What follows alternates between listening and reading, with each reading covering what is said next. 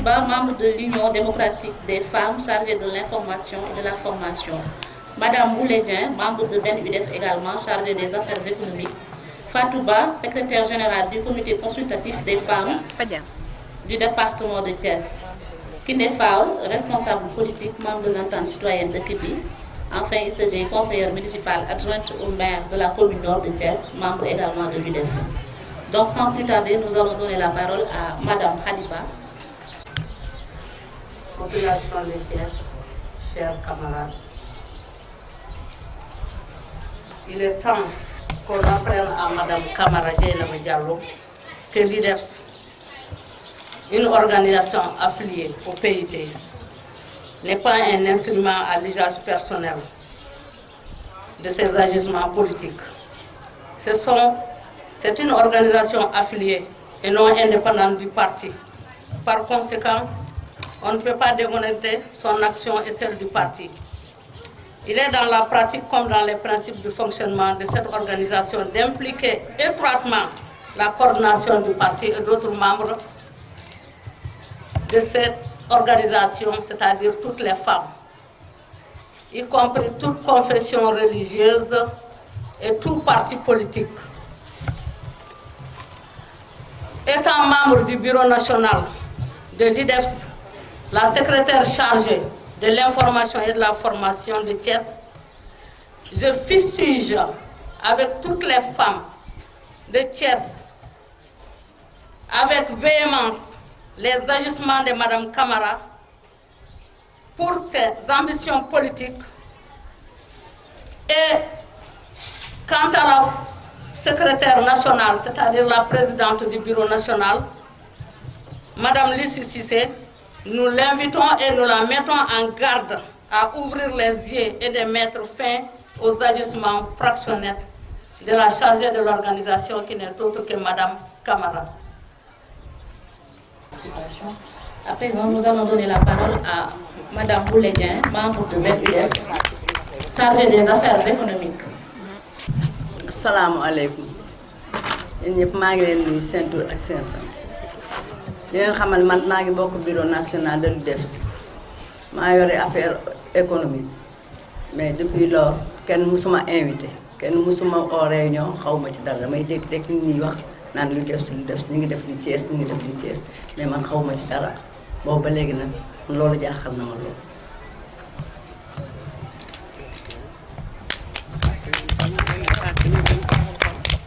Merci. Maintenant, nous allons donner la parole à Mme Fatou Badiane, secrétaire générale du comité consultatif des femmes du département de Thiès. Merci Mame Diarra. maa ngi nuyu képp ku ci teew ci turam ak santam di rafetlu jataay bi di xamle ni man Fatou Badiane une fois Dieynaba m'a invité à la mairie de Thiès pour une réunion de l'UDEFS. Elle a développé tout qu'on devait faire à l'UDEFS. L'UDEFS n'était pas une institution politique, mais une institution de développement. Dieynaba avait coopté des membres de tous les partis pour mettre en place un bureau ici à Thiès. Mais depuis lors, il n'y a pas de suite. On ne nous convoque plus dans les réunions, on ne comprend plus quelque chose dans l'UDEFS. Je la remercie, c'est une femme de développement, on travaille ensemble dans le développement, mais au nom de l'UDEFS, nous les femmes de Thiès, on ne comprend rien. Je vous remercie. Madame Kinde Fall, vous avez la parole. Elle est responsable politique, membre de l'entente citoyenne de Kébi. ñoo ngi leen di nuyu kenn ku nekk turam ak sant ñu ngi wax nag ci turu entente citoyenne dëkk bi ak Mamadou Dieng ñun Mamadou Dieng ñu ñor lu Mamadou Dieng nekk rek la ñu nekk ñu ngi ci ginnaaw Mamadou Dieng góor ak jigéen mag ak ndaw parti yëpp nag parti yëpp du PIT rek dama socialiste la PDS yaa ngi fi waa réew maa ngi fi kon dañ ni l'ensemble de Thiès ñun ñu ngi àndandoo nekk ci ginnaaw Mamadou Dieng li ñuy xool nag mooy fu Mamadou Dieng xool lañu xool lu mu bëgg lañu bëgg lu mu ànd lañu ànd lu mu nekkul nekkuñu ci lu mu nekk ñoo nga ca jërë leen jëf.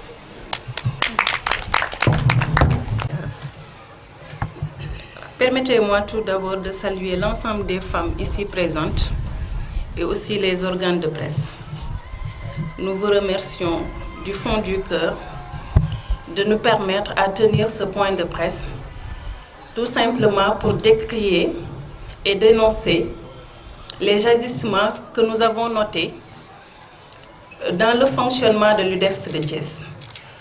Je vais tout d'abord dire à toutes les femmes ici présentes ou non qu'elles ont droit à l'UDEFS de Thiès, qu'elles peuvent participer parce que l'UDEFS, c'est une organisation démocratique des femmes du Sénégal. L'UDEFS n'a pas de coloration politique. Elle accueille toutes les femmes venant de tous les partis politiques. Donc, toutes femmes qui se sentent intéressées par l'UDEFS peuvent être membres. Et nous avons aussi tenu ce point de presse pour alerter le BEN national de l'UDEFS. Parce que vous n'êtes pas sans savoir que depuis quelque temps, l'UDEFS de Thiès agit en solo. Je veux nommer la camarade Dieynaba Diallo. Dieynaba a personnalisé l'UDEFS, comme Hadiba l'a dit tout à l'heure, à des fins personnelles et politiques. Et nous ne pouvons plus tolérer ces activités qu'elle mène au nom de l'UDEFS. C'est pourquoi nous avons convoqué ici toutes les femmes qui sont intéressées par l'UDEFS pour qu'ensemble, qu'on trouve une solution, qu'on essaye de voir comment on va s'organiser, parce que l'UDEFS aussi fait partie des organisations affiliées du PIT. Le PIT, c'est le Parti de l'indépendance et du travail. Nous sommes en veille de congrès et c'est de notre devoir de veiller à ce que toutes les organisations affiliées au PIT soient renouvelées. C'est pour cela que nous demandons au BEN national de l'UDEFS de faire une descente au niveau de Thiès pour que toutes ces activités factionnistes que la camarade Dieynaba Diallo est en train de mener au sein de l'UDEFS soient tout simplement arrêtées par le bureau national. Comment on peut arrêter ça? C'est-à-dire qu'on organise des renouvellements, que toutes les femmes qui se sentent intéressées par l'UDEFS se présentent comme candidats, parce que l'UDEFS de Thiès n'appartient pas à Dieynaba Diallo. L'UDEFS de Thiès appartient à toutes les femmes de Thiès, parce que l'UDEFS est une organisation qui œuvre pour le développement et la promotion de la femme. Donc pourquoi personnaliser l'UDEFS? Pourquoi prendre l'UDEFS pour des fins politiques alors que l'UDEFS est autonome et indépendant dans son fonctionnement? Donc c'est pour cela que nous avons tenu à informer et à décrier de toutes nos forces que Dieynaba est ici. Elle se autoproclame présidente de l'UDEFS de Thiès, alors que la dernière présidente, c'est Fatoumata Aw. Depuis lors, on n'a pas tenu des renouvellements au sein de l'UDEFS de Thiès. Donc il est grand temps qu'on signale à Dieynaba qu'il y a un bureau déjà existant ici et que ce bureau n'est pas encore renouvelé. Pour qu'elle se proclame présidente de Thiès, elle n'a qu'à attendre les renouvellements. Elle se présentera comme toutes les femmes intéressées par ces instances et là nous allons voir. Mais pour l'instant, ce que nous demandons, c'est que le bureau exécutif national fasse une descente ici au niveau de Thiès, parce que nous sommes en veille de congrès et quoi qu'on puisse dire, l'UDEFS est affilié au PIT. Et qui dit affilié, dit fonctionne aux normes du parti du PIT. Donc nous sommes ici présentes pour tout simplement voir comment on va trouver une solution ensemble pour que l'éthargie où l'UDEFS est en ce moment soit tout simplement rayée de la liste. C'est pourquoi nous sommes ici. En gros, c'est ça le point de presse. C'est ça que nous tenons à dire à toutes les femmes. Qu'on leur dise que l'UDEFS nous appartient à toutes et que nous n'avons pas le droit ni le devoir de le laisser à une seule personne pour qu'elle fasse ce qu'elle veut de l'organisation qui appartient à tout le monde.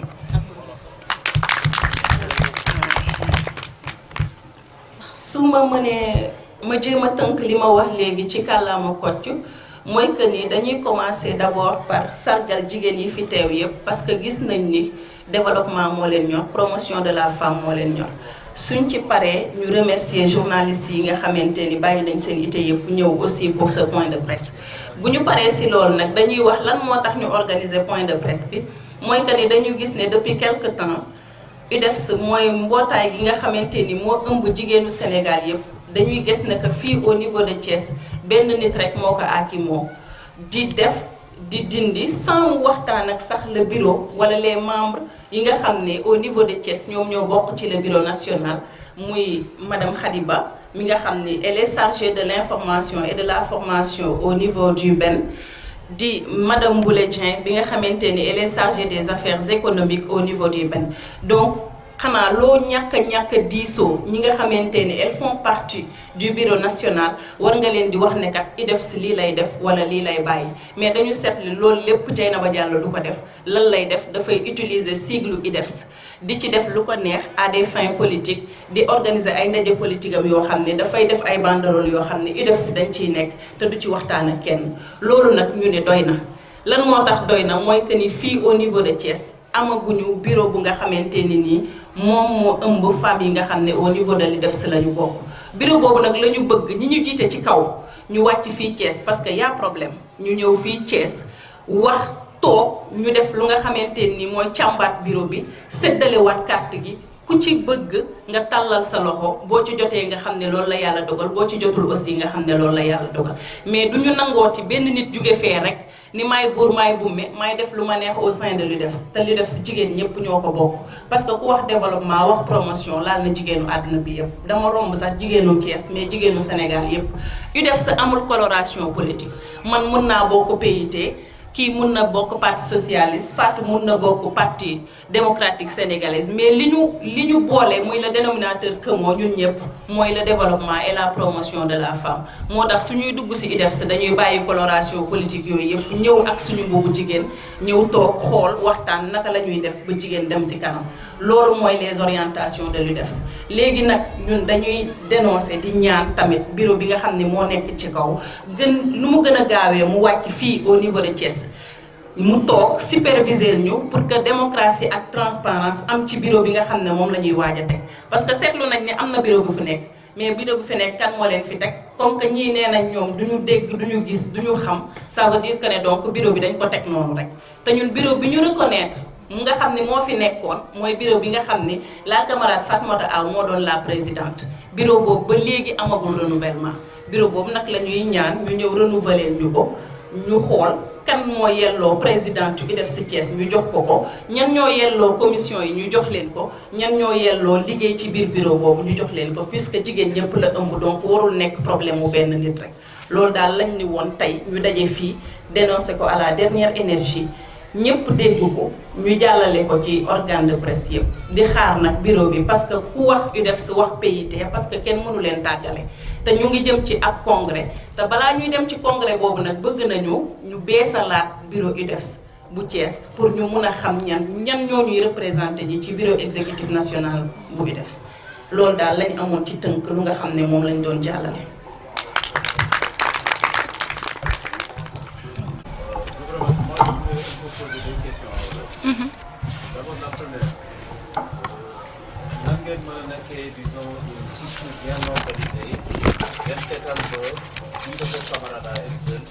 Dem accaparer vous de toute l'organisation. D'un côté, de notre niveau, même si on ne veut pas personnaliser le débat, son mari conduit également le PIT à l'échelle régionale. Les dénonces au lien qui sont de bataille, peut-être à même pour unir, parce qu'il a été directeur de cabinet du ministère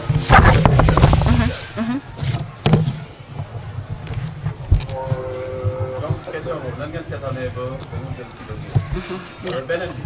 est-ce que mën ngeen ñu leeral quand vous parlez de organisation affiliée comme IDEFS wala ay organisation affiliée du PIT la.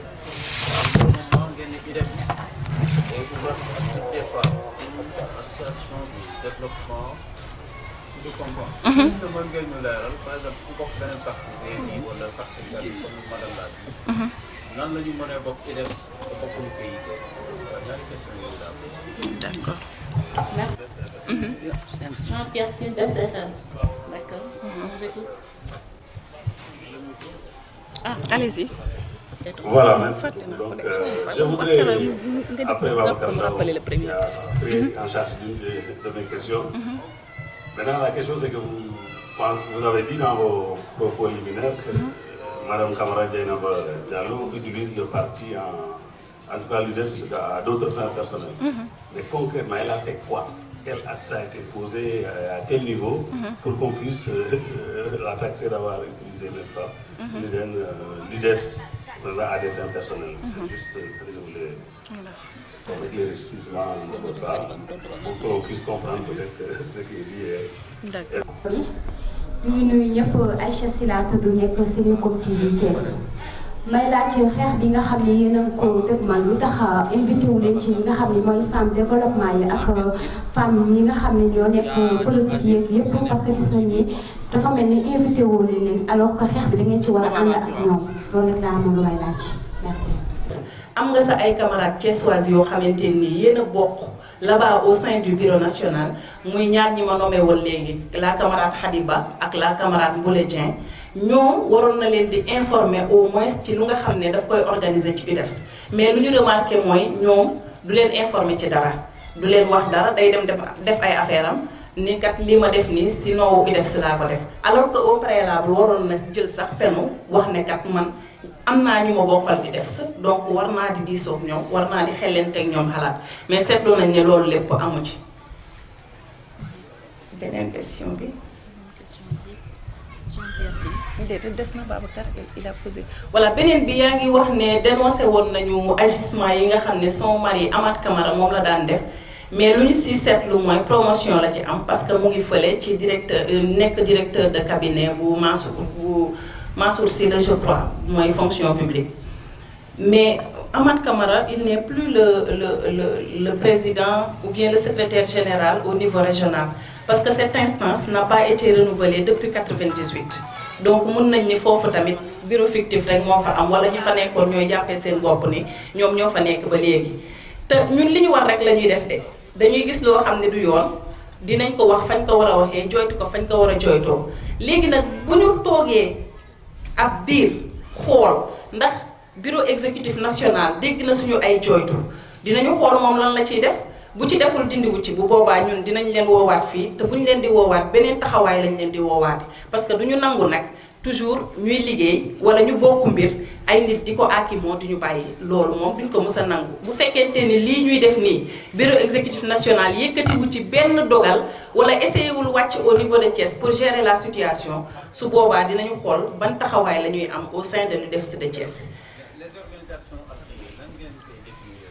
Voilà, les organisations affiliées mooy au sein de leur fonctionnement mun nañu autonome et indépendante mais nag ci principe bu parti bi la ñuy dox loolu mooy organisation affiliée au PIT ñun ci par exemple UDEFS ci principe bu parti PIT lay dox UJDA aussi ci principe bu parti PIT lay dox quoi qu'on puisse dire ils sont un peu liés mun na nag ci seen fonctionnement ñu organiser seeni mbir sans pour autant PIT ñoo fa teew parce que dañ ni démocratique et libre donc war nañ mun a def war nañ mun a dindi mais nag ci ay principe moom il faut ñu tënku ci principe yi nga xam ne moom parti bi nga xam ne fa la ñu affilié wu moom la teg comme doxalin.